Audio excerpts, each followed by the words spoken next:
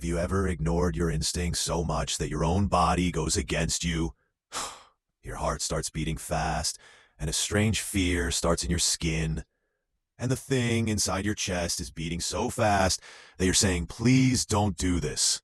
But ignoring all these things, you still do that thing, only for money. Let me ask you a question. Will you ever do such a job in which neither any background is checked, nor any paperwork? You just have to do one thing. There will be some rules. You have to follow them, no matter how weird those rules are, even if they look like they are written with blood, not ink. I don't know about you, but I'm a big fool, because I am doing that job. And now I want to tell you the whole story from the beginning. Well, there was a time when I was completely broken. Neither I had food to eat, nor money to earn. My fridge was always empty. I used to pay rent, and whenever I got a call, it always made me feel how poor I am. Because sometimes someone is calling to take rent from me. Sometimes I have borrowed money from someone. Someone is calling to ask for it back. And sometimes someone is calling just to threaten that he can do something to me if I don't pay his money on time. My car had an accident. I lost my job. The electricity and water bill was pending for months. My whole body started shaking on every text notification, because it could be a landlord, a bank, or a collection bot to remind everyone that I have already completely drowned. I was completely broken. Now I couldn't even lie to myself that one day everything will be fine. Everything was over. I felt that there was nothing left in my life. People are lucky that sometimes they get a good night's sleep. My luck was so bad that don't even ask. And then I see that ad. There was a pamphlet that was put on a pillar. It was written in very normal text that night security guard needed. Cash paid daily. Discretion required. We don't need an experienced person. If someone is not experienced, then that will also work. We are not going to check anyone's background. It should be punctual on time. And it has some rules that have to be followed. And if you agree with all these things, then you can call us at the number given below. Under that number, there was a name Marvin, and the time was mentioned. Call between 9 to 11 at night.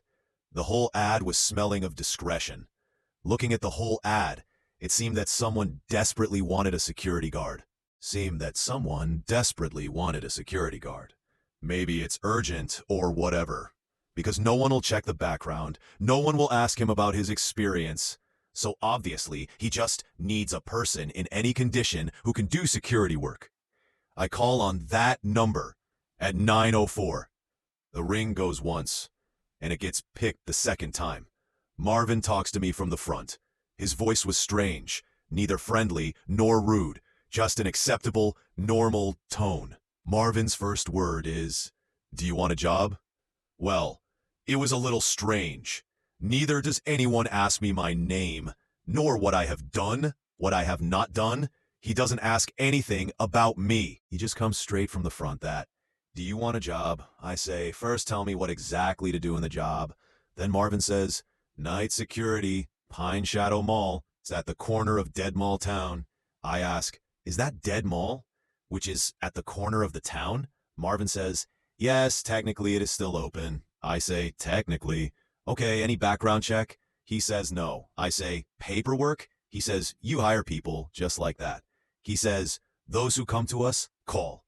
We only hire them. Reach at 11:05. I'm sending you the address."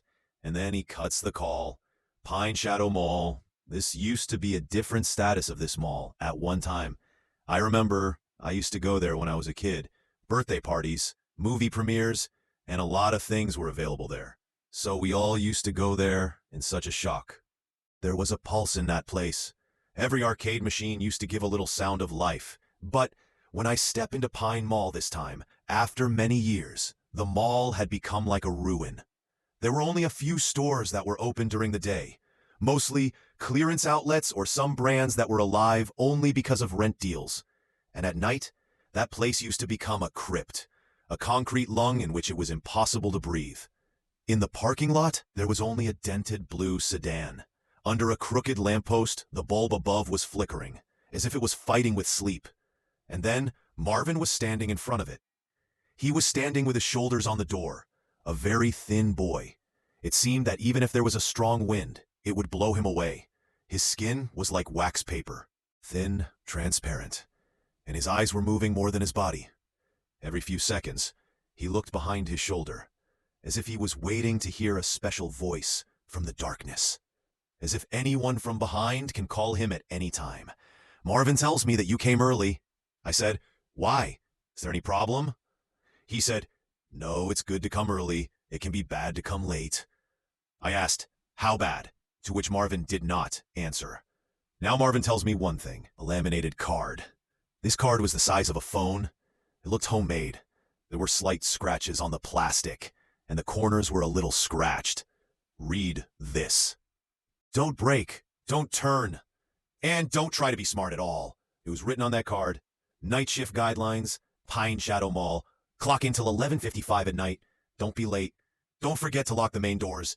Don't go to the East Wing between and 1 o'clock. No matter what you hear. If you see a person on the food court council, don't even look at him. Go straight from there.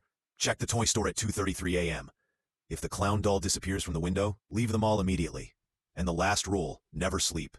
I laughed as soon as I saw this. Seriously, these rules. What kind of games are these? I couldn't control my laughter. I was laughing. But Marvin was very serious. In fact, he wasn't even smiling. He was just looking at me with a serious look. On which Marvin tells me that you think this is a joke. Forget the laughter. There was some anger on his face. Anger or fear or guilt. He was saying that you think this is a joke. I say that it looks like a joke. Look at what he's saying, especially this 5th number, the clown doll, on which Marvin tells me to follow the rules. Otherwise, you'll be like Gary. I laugh and say, "Who is Gary?" On which Marvin didn't tell me anything. He was just staring at me, and then he says, "Clock in at 11:55. If I was normal, I would have left this job that night. I would have called a friend and laughed at him. But I was not normal. I was broken. I needed money. That's why I stay there. And when I step inside the mall properly, I realize that the atmosphere inside was actually very intense. Suddenly, the temperature in the mall drops very fast. And this was not normal. This cold was looking unnatural, like the walls of a walk-in freezer are rotten. The lights above were buzzing, like dying insects. Its yellow glow was sickly, and the reflection of the flickering lights was falling on the tiles below. There were cracks in the tiles. The tiles were broken. Many shops there had become ruins. There was dust everywhere, and there was only junk on their shutters. The names of some stores were still visible, but most of them were covered with grime, or half-broken signs were hanging. That light turns your face yellow and makes the shadows deeper and more threatening. But the thing that touched me the most was the smell there. It was not the typical dusty smell of a closed mall. It was something else. The smell of burning plastic and floral cleaner. It felt like something rotten was hidden in the mall. I passed by a small cart. Actually, I used to get phone covers there. But now, there was only dust and some rotten things, which had not been touched for many years. All the storefronts were in darkness. In some windows, mannequins were still standing like dead bodies wrapped in promotional clothes. The rest was completely empty. Only broken tiles and old torn carpets. There was a security desk near the center junction of the mall. Grainy black and white footages were running on the old monitors, looking at different corners of the building. And the half screen was completely static. You couldn't see anything on the white screen. Now I clock in at 11:55 p.m., exactly on time. There was a punch-in machine.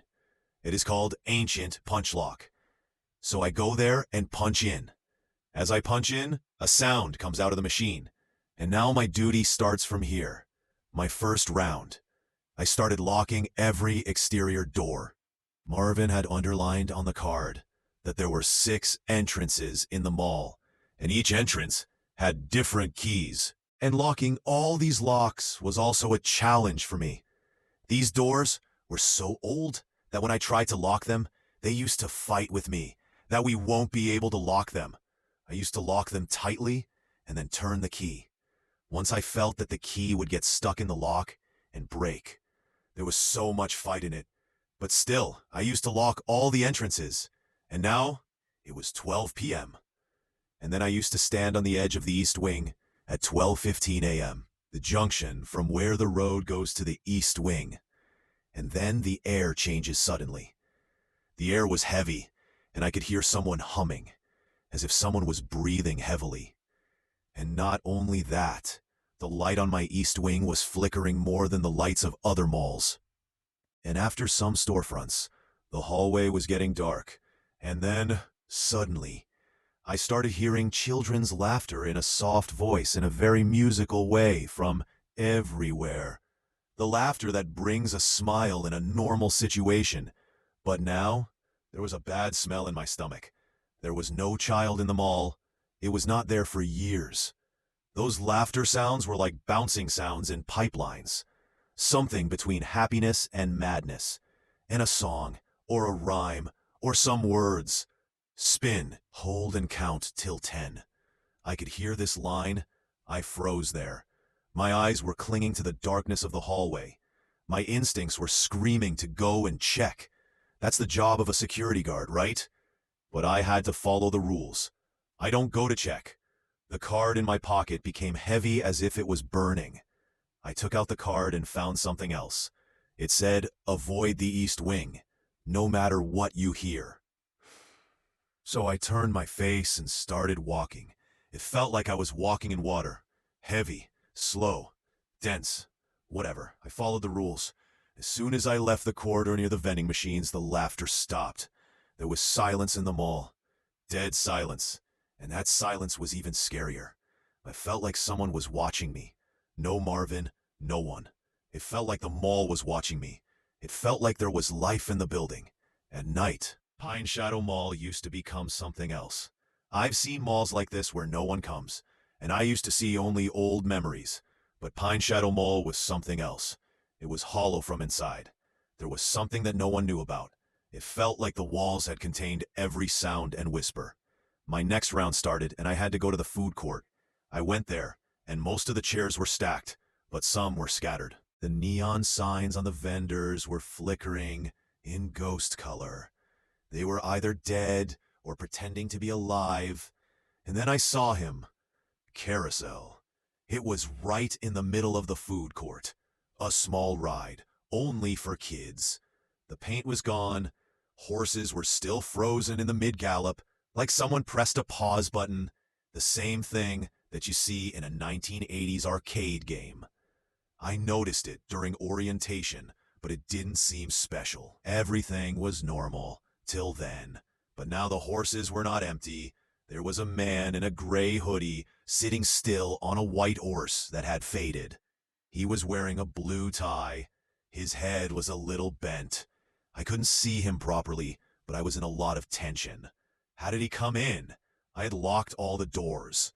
I didn't hear anyone coming, nor did I hear an alarm in the security camera. ... How did he come in? I couldn't see him for a long time. It felt like he was a killer or a psychopath. That's when I remember rule number 4. Do not acknowledge them. Walk away. That's what I do. I walk away. I keep my pace normal. When I turned at the corner of the storage hall, I looked back. The carousel was empty. There was no sound or motion. Just me and the creepy feeling that someone was watching me from somewhere. It was 2:33 a.m. This time is now imprinted in my mind. But that night when I went to the toy store, there was more curiosity than fear. The glass windows were dirty with years-old fingerprints and smudges. There were old displays and items inside. Girls' trains, cheap action figures, plastic dinosaurs.